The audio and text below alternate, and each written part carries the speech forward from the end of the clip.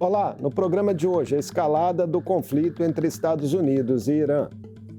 Por que Trump e Israel atacaram o Irã, mataram líderes islâmicos e deixaram um rastro de destruição? O revide iraniano em bases dos Estados Unidos, as consequências dos bombardeios e as reações da comunidade internacional, a ampliação das tensões no Oriente Médio e o que se pode esperar do conflito. Eu converso com o cientista político e internacionalista Oswaldo Deon. Bem-vindo mais uma vez ao Mundo Político, Deon. Uma alegria recebê-lo. Obrigado, uma alegria para mim, Marco.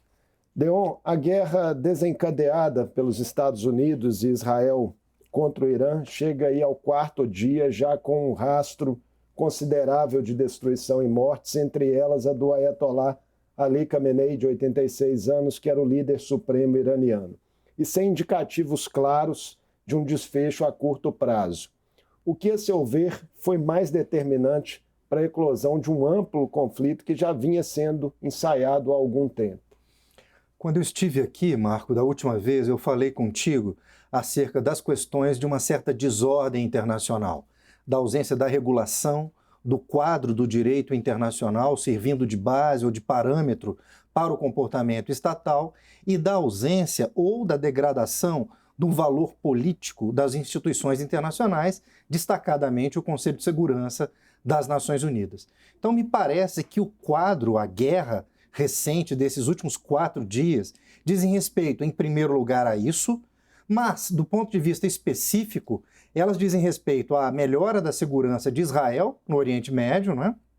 Israel tem vários inimigos na região, da mesma forma que serve como extensão do poder político dos Estados Unidos e uma tentativa do governo Trump de poder limitar o acesso da China ao petróleo do Oriente Médio.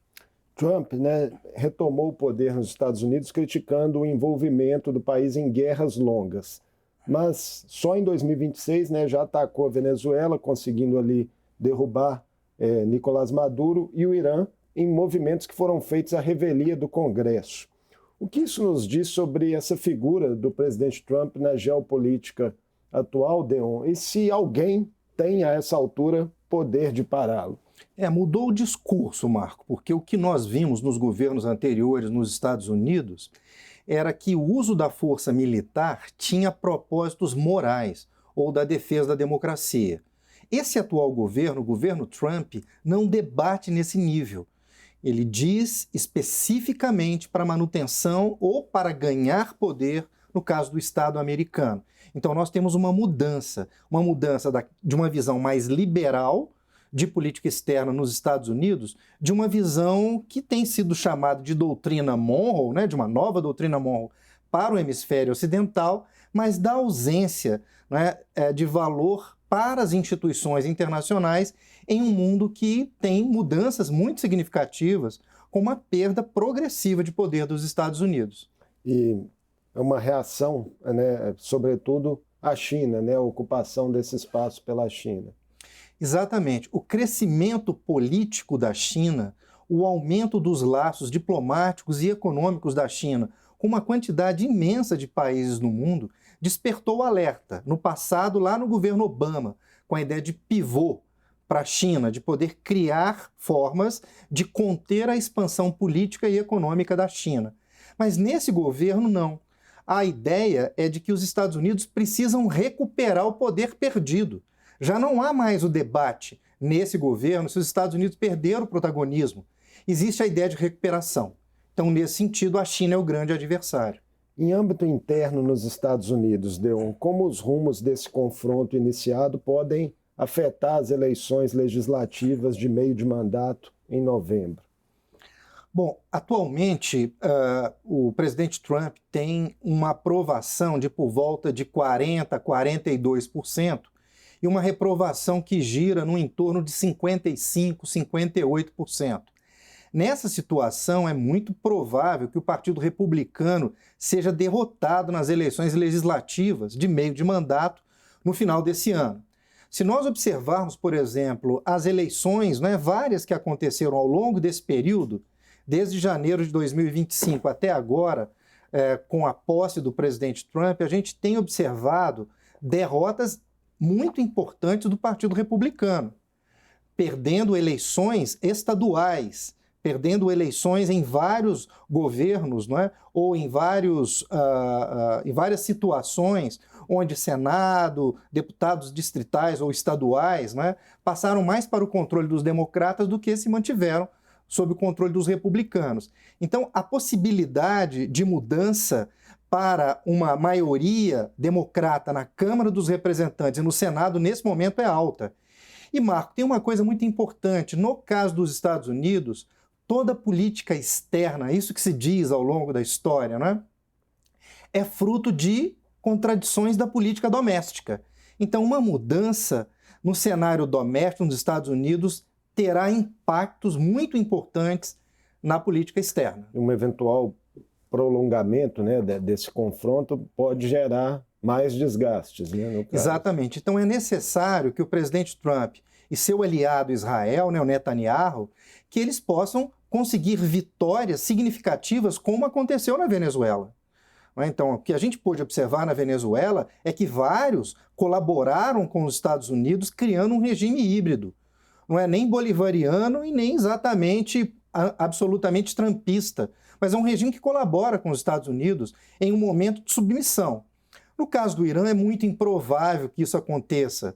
Então, muito provavelmente, a guerra pode se prolongar, pelo fato de que tanto as guardas revolucionárias, as forças armadas do Irã e mesmo o povo iraniano, apesar das contradições e de várias tentativas de mudança de regime, desde os protestos nas grandes cidades iranianas, né, e o apoio de regimes árabes no entorno, ou mesmo dos Estados Unidos, nem mesmo isso conseguiu fazer a mudança do regime.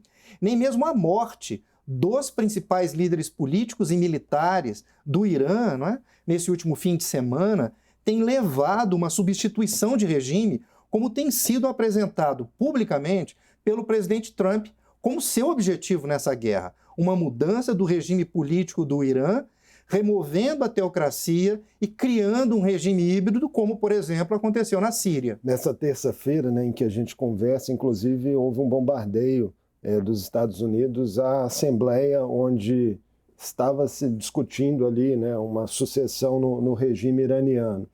Esse regime que já vinha aí, né, sendo alvo de questionamentos e que agora tem fragilidades expostas, ainda que esteja revidando, né, a esse ataque. Como o cenário interno pode se desdobrar lá no Irã? As novas gerações iranianas não conheceram a situação da monarquia com o antigo Shah Reza Pahlavi, não é? Também não viram como foi a mudança de regime no final dos anos 50, quando o Reino Unido e Estados Unidos, não é? Ou nos anos 50, quando essas duas potências fizeram a substituição do regime, fazendo o retorno da monarquia, impedindo, né, que se pudesse ter aquela experiência com o governo do Mossadegh. Então, as novas gerações não conhecem exatamente, a partir da visão dos clérigos ou das pessoas mais antigas no Irã, como foi o relacionamento do Irã com seus adversários. E talvez tenha sido por isso, e é claro, né, uma relação com várias ideias ocidentais tenha, né, levado, né, ou feito com que muitos pudessem fazer suas manifestações. É bom lembrar que a gente já viu isso, né? Nós já observamos várias propostas de mudança de regime em toda a região. A gente pôde observar, por exemplo, no caso do Egito, né? A mudança que aconteceu lá levou a um regime militar, a um governo com muitos problemas do ponto de vista de repressão, e as mudanças que os jovens fizeram no Egito não tornaram o Egito democrático. E esse é um ponto muito importante que muitos, né, que têm observado a dinâmica da política no Oriente Médio têm indicado nesse país. Mas claro que as contradições, se elas acirrarem, né, se a população, em sua média, entender de que esses que fazem parte da guarda revolucionária ou desse ambiente mais teologicamente orientado, se eles não tiverem a capacidade de levar adiante a nação iraniana, muito provavelmente nós podemos ter um regime voltado ou próximo, né, dos demais estados da região ou, eventualmente, em aliança com outros países, em especial os europeus. É muito difícil imaginar, mesmo com essas novas gerações, que nós tenhamos um regime alinhado com Israel. É muito improvável que isso ocorra. É possível que nós tenhamos mudanças, não é? Mas acho que é muito improvável que tenhamos um estilo ocidental, que tenhamos uma mudança de regime profunda nesse sentido. E é bem provável também que o Irã resista, que o Irã possa levar aí as maiores contradições tanto aos seus adversários Israel e Estados Unidos. Tem um poderio militar considerável, né? Nós vimos agora, nessa semana, no início dessa semana, não é?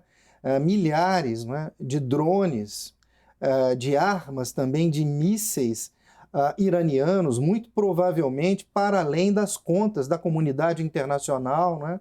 Fazendo não apenas sua defesa, mas também tentando atacar bases americanas no entorno, não é? Nos países árabes. Os Estados Unidos têm múltiplas bases em toda a região, tanto no Golfo Pérsico, na Península e em todo o Oriente Médio, não é?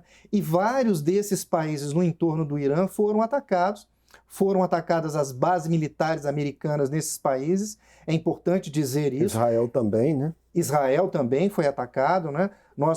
É claro que as fotos de Israel dificilmente circulam, não é, nas agências internacionais, mas é possível ver, por exemplo, fotos de destruição em Tel Aviv ou em Jerusalém. Mas é claro que isso tem um poder menor, não é?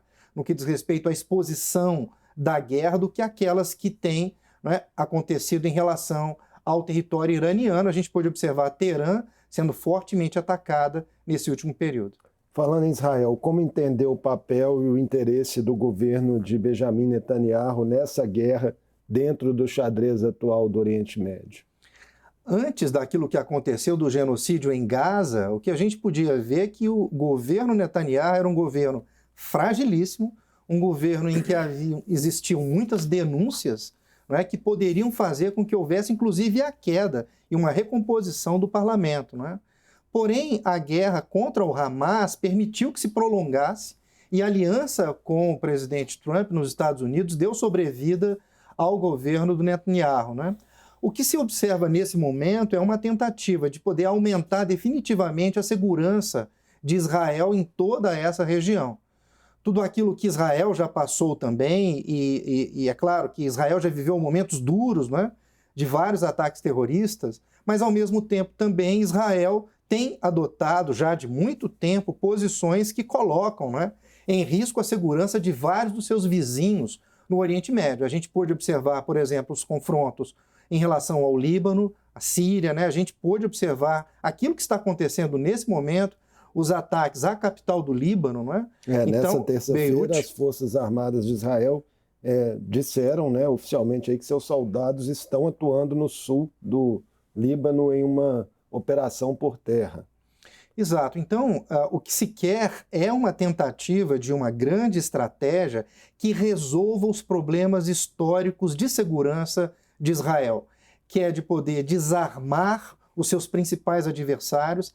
E até aqui é bom dizer, né, tanto a campanha contra o Hamas, da mesma forma que a campanha contra o Hezbollah, do ponto de vista estratégico, foram bem-sucedidas. Então, para complementar, né, essa grande estratégia, a ideia agora era silenciar o regime ou promover a mudança de regime no Irã, o que diminuiria enormemente as preocupações de Israel em relação ao seu entorno. Em reação a essa operação por terra israelense no Líbano, o Hezbollah já ameaça uma guerra aberta, né? Esse espraiamento do conflito na região é provável a essa altura? Israel conseguiu trucidar, né, ou conseguiu assassinar várias das lideranças do Hezbollah, da mesma forma também que do Hamas e agora do próprio regime iraniano. No caso do Hezbollah, houve uma diminuição da capacidade do Hezbollah de se fazer como ator social e político no Líbano. E nesse caso, há uma diminuição do poder do Hezbollah no que diz respeito, inclusive, como partido político dentro do Líbano. E a gente pôde observar recentemente as lideranças políticas do Líbano, né, dizendo de que o Hezbollah não fala pelo Estado. Que o Hezbollah, como um grupo militante, mesmo que um grupo institucionalizado, e que disputa pelo parlamento cargos relevantes no Líbano, mas já não tem aquele poder como havia tempos atrás. Portanto, essa limitação faz com que o Irã também perca parte dos seus principais aliados, dos seus proxies, né, que foram, ao longo do tempo, aliados iranianos no que diz respeito ao combate a Israel. Pois é, como você vê, Deon, o potencial geral de ampliação do conflito, considerando também o que o Irã representa, não só regionalmente, mas para países como Rússia e China? Eu acredito que é muito improvável que nós tenhamos uma guerra bem mais alargada do que nós temos nesse momento. É claro que se o presidente Trump e se o primeiro-ministro Netanyahu, né, ampliarem, tiverem uma guerra mais prolongada no Irã, o Irã pode trazer muitos problemas, não só para a economia regional, mas para a economia mundial. E uma tentativa de outras potências em poder, por exemplo, limitar eventuais avanços tanto de Israel como também dos Estados Unidos no Irã. Isso pode acontecer. Mas se a gente observar, por exemplo, o que aconteceu com os Estados Árabes no entorno, a gente vai ver, por exemplo, se a gente voltar no tempo e observar o primeiro mandato do presidente Trump, ele já fez com que houvesse uma aproximação com vários Estados Árabes. Várias relações diplomáticas entre Israel e os Estados Árabes foram recompostas ao longo desse período anterior. Da mesma forma também que, no caso do governo Biden, não houve grande avanço no que diz respeito a um melhor relacionamento com o Irã. Mesmo os acordos nucleares que foram feitos no passado com o Irã já estavam sob suspeição. Então, nesse caso, por exemplo, os ataques de 2024 contra instalações nucleares do Irã fizeram com que pudesse também diminuir a capacidade do Irã de poder se colocar como um ator mais representativo do ponto de vista das suas próprias capacidades. Aparentemente, o Irã ainda está longe de poder fazer armas nucleares, né, de produzir artefatos nucleares, e nesse momento o que sustenta o Irã é a sua ampla capacidade de defesa com seus mísseis e também com seus drones, que foram cuidadosamente fabricados, tendo em vista o acirramento da situação contra Israel. Na Europa, Alemanha, França e Reino Unido, vêm se declarando dispostos a tomar ações defensivas diante do que se viu nos últimos dias, que incluem aí aumento de ogivas nucleares, oferta de destacamento temporário de caças a países aliados e cessão de bases aos Estados Unidos. Qual sua leitura sobre esses gestos? Bom, em primeiro lugar, é bom dizer de que os ataques que estão sendo feitos não possuem a OTAN como apoiadora, como uma aliança militar ocidental apoiadora que tenha mobilizado tropas ou recursos militares para poder atacar o Irã. Esse é um ponto muito importante, porque isso diz respeito, em especial, o relacionamento entre Estados Unidos e as grandes potências europeias. A situação pós-segundo mandato do presidente Trump colocou os líderes políticos numa posição contraditória. Se eles temem o distanciamento dos Estados Unidos, por questões óbvias de que os Estados Unidos construíram um guarda-chuva nuclear e um guarda-chuva militar contra as ameaças que poderiam colocar a Europa novamente em uma posição muito difícil, como foi o caso da Segunda Guerra Mundial, ao mesmo tempo também os Estados Unidos não mais sustentam a manutenção econômica da aliança militar chamada OTAN, que protege a Europa, por exemplo, de um avanço russo, que pode, por exemplo, ser vitoriosa na guerra contra a Ucrânia e reclamar mais territórios, avançando em relação ali ao leste europeu, à região do Báltico. O ponto aqui é que os europeus vivem uma grande contradição, com mais destaque para a França. A França também, nessa semana, apresentou uma proposta do presidente Macron de ser um novo guarda-chuva para os europeus. E caso isso ocorra, é claro que vai despertar mais animosidade, mais problemas no que diz respeito aos Estados Unidos. Então, a política externa da Europa, com destaque para a política externa da Alemanha, hoje é uma política externa que pode levar a Europa a uma situação estratégica de muitas dificuldades, de amplas dificuldades, tendo em vista as limitações do relacionamento com a Rússia e os problemas múltiplos que tem recentemente com os Estados Unidos. Impactos econômicos globais, né, desse confronto também já estão sendo vislumbrados. o que representa o fechamento do Estreito de Hormuz, né, que foi anunciado pelo Irã, e o que ele significa também como estratégia de defesa para o próprio Irã. Poucas pessoas têm falado, muitas pessoas têm falado acerca, por exemplo, dos problemas para a China, dos problemas para a Índia, mas, por exemplo, para o Catar e para a Arábia Saudita, os problemas são imensos, não é? Grande parte, quase 90% de tudo aquilo que é exportado, né, na extração de petróleo da Arábia Saudita passa pelo Estreito de Hormuz, não é? Então, mesmo que o Irã tenha fechado o Estreito de Hormuz, mesmo que isso seja algo muito relevante para a economia global, né, não apenas para aquela região da Ásia, a gente pode observar, por exemplo, que existem reservas estratégicas na China que podem fazer com que os chineses sobrevivam sem o petróleo iraniano por 60, 90 dias. Né? Da mesma forma também que, caso isso seja um problema mais sério para os chineses, pode ser que os russos aumentem a venda de seu petróleo para os chineses. Países do grupo da OPEP+, né, já anunciaram aí uma elevação de produção para tentar ajudar a conter aumentos de preços. Exatamente. Claro, os aliados dos Estados Unidos também podem ser prejudicados, e não apenas os chineses. Eventualmente, a Rússia pode ser a grande beneficiária desse tipo de movimentação econômica que nós estamos vendo, né, nesse momento. É claro que a Índia pode ter vários problemas, é claro que também os europeus podem ter muitos problemas. Nós estamos falando não apenas de Hormuz, mas também de Suez, não é?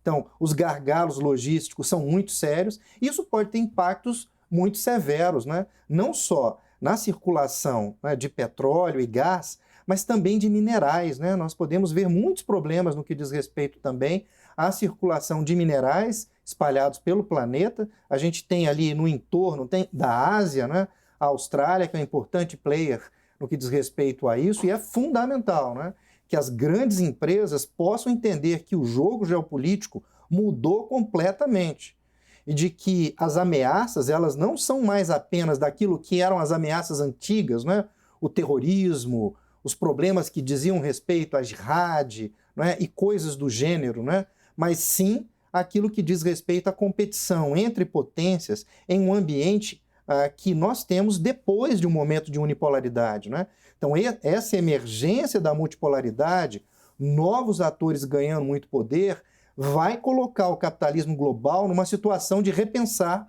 suas estratégias. Portanto, não é só tecnologia, é também uma forma de poder pensar na antiga geopolítica e naquilo que diz respeito aos condicionantes da logística internacional para poder dar garantias de que as mudanças tecnológicas vão realmente produzir mudanças econômicas. Nesse novo contexto, o secretário-geral da ONU, Antônio Guterres, condenou a escalada militar e alertou que a segurança e a paz internacional estariam sendo minadas.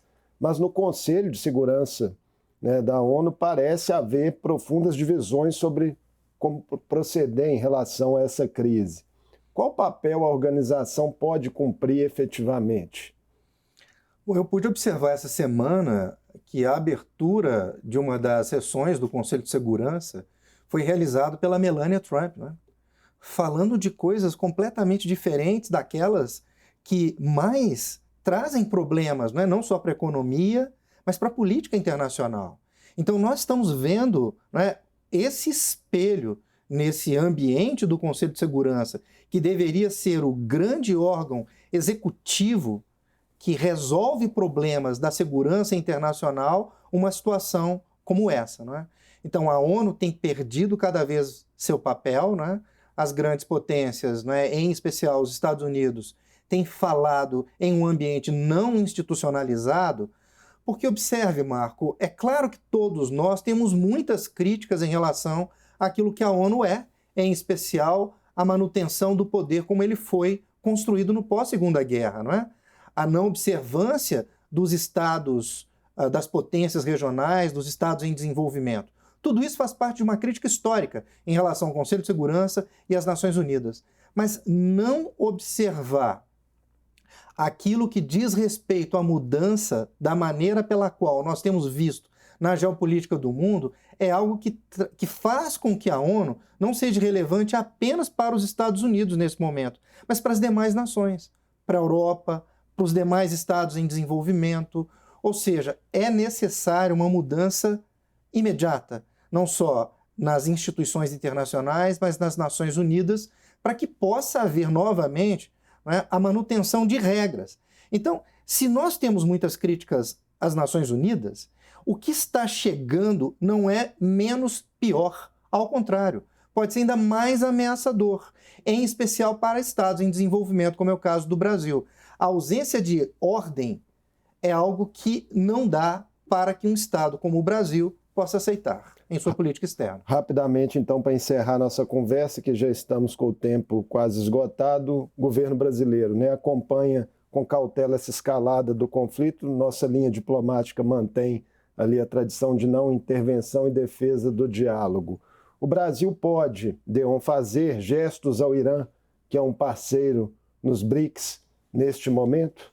Eu não creio. Eu acho que o máximo que o Brasil vai fazer é de dizer de que o direito internacional, mais uma vez, né, foi ou recebeu aí um ataque, da mesma forma que o fez no que diz respeito à Venezuela. Eu me lembro que muitos analistas imaginavam que o Brasil entrasse em aliança com a Venezuela quando daquilo que aconteceu, né, em relação ao Maduro, e o Brasil se portou de uma maneira muito discreta em relação à Venezuela. Acredito que será mais discreto ainda no que diz respeito ao Irã, porque não diz respeito ao nosso interesse imediato, não faz parte de uma região do planeta em que nós tenhamos capacidade de poder interferir diretamente, substantivamente, e essa região em que nós estamos, tendo em vista a mudança do documento de estratégia de segurança nacional dos Estados Unidos, se tornou uma região ainda mais problemática, em que a diplomacia brasileira deve ter mais zelo, mais cuidados, para poder, nesse momento de transição, nesse mundo em transição, para poder navegar. Então, eu creio que nós tenhamos, né, por parte do nosso chanceler aí, do Itamaraty, muitos cuidados nesse momento. Muitíssimo obrigado por mais essa conversa conosco no Mundo Político, Deon, nos ajudando a entender as amplas consequências, né, desse novo confronto no Oriente Médio. Obrigado, Marco. Eu conversei com Oswaldo Deon, cientista político e internacionalista. Falamos sobre os impactos e repercussões da ofensiva de Estados Unidos e Israel sobre o Irã e do quanto as tensões no Oriente Médio ainda podem escalar e afetar o cenário global. E antes de encerrarmos, a gente reforça o pedido da campanha Assembleia Solidária SOS Chuvas para as famílias atingidas na Zona da Mata Mineira. Água mineral, alimentos não perecíveis, cestas básicas, itens de limpeza ou higiene pessoal podem ser entregues no posto de arrecadação no Palácio da Inconfidência. Doações em dinheiro, via Pix ou pelo QR Code que aparece na sua tela, também podem ser feitas, né? Basta você acessar o aplicativo do seu banco. Vamos juntos nessa corrente de solidariedade. O Mundo Político fica por aqui. Obrigado por nos acompanhar e até o próximo programa.